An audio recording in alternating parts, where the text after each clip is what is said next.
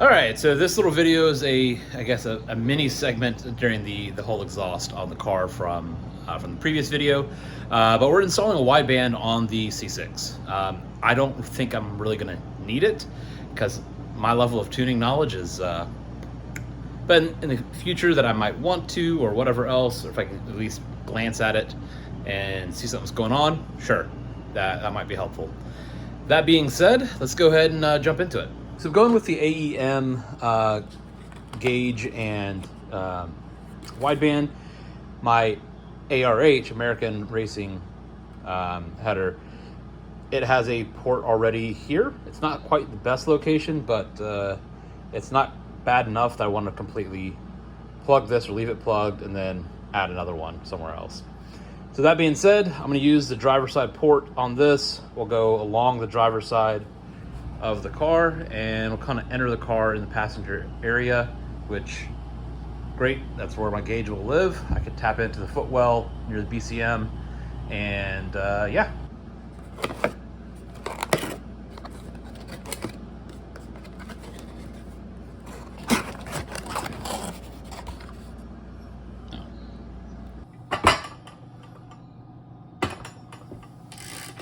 All right, so pulling off this factory or the ARH plug, you can definitely see that this hole is not what you'd call perfect. You can even see some of the weld spatter on the actual plug. So either way, I don't think it's gonna make a difference. I'm going to go ahead and anti-seize our new sensor and go ahead and get that pushed in. All right, and here we have our actual gauge. Change your mode, select whatever else. Pretty straightforward. All right, so what's going on with the two different, I guess, sensors, plugs?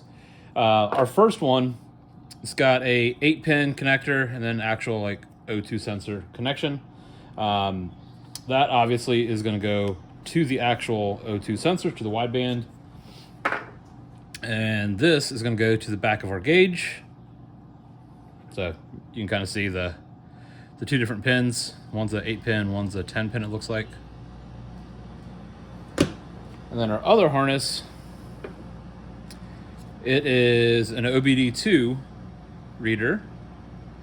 So this goes into the OBD, and then outside will be if I want to connect another OBD device to it. Got black and red, so we're gonna grab our power from our fuse block, and then we have our, looks like a 10-pin connector.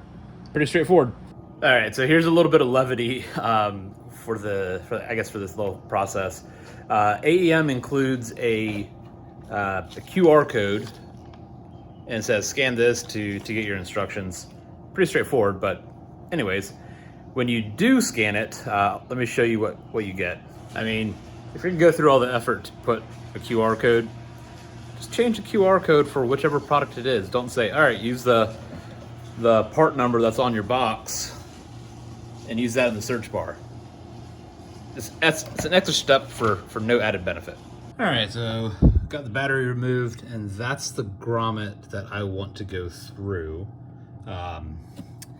So we've got fish tape out, and all we need to do is get this small plug through. So yeah,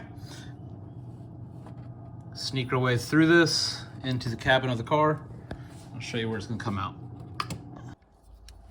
All right, so you can see, well, there's stuff behind it, but right on the other side of that. So that's where we're trying to come out through. All right, so as you can see, tapes through. Go ahead and pull this in. I don't know how much slack I'm gonna need, so I'm just basically gonna pull, I don't know, a foot or so worth. And then we can start trying to run this guy down to the X pipe, which is still on the workbench. But yeah, let's go ahead and pull it in. All right, so as you can see, this new wideband sensor. I'm running up behind that ground strap and over top of where the starter is. It's the best way I can get it to get away from the headers, up and whatnot, and also going over top of that AC line just so it can help kind of hold it up out of the way, and then into that grommet. All right, back on the inside of the car, we have our BCM and our fuse block down there. So we're gonna find a switched power source. We're gonna add a fuse, or add a fuse, just like we did over there for my head unit for the car. And yeah, we'll go ahead and get these connected up, and yeah, it's pretty straightforward. All right, so looking at our diagram, I can either use the heated seat, which that circuit is not really used for heated seats because I don't have it, or I could just use this 15 amp cluster heads-up display, which gives me a little bit more real estate, so I'm gonna go ahead and use that one. Here we've got our add a fuse in. We're wired up. We are grounded to the dash support. And go ahead and get this plugged in and throw the battery in and give the system a quick little test.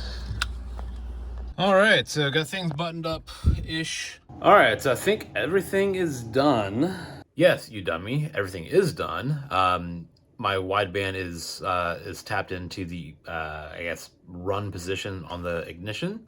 So unless the car is actually in run or on, the wideband's not gonna come alive. So yeah, pretty straightforward. And yeah, I can tell that now with this on, and even after the tune, yeah, on decel it's pretty rich. And pretty rich on decel means pops and crackles, which I don't like, but not the end of the world, and it's safe. So that's the best part of it. Anyways, this is now the third video with about 6 weeks later recording the outro. Anyways, thanks for watching, and we'll see you in the next video.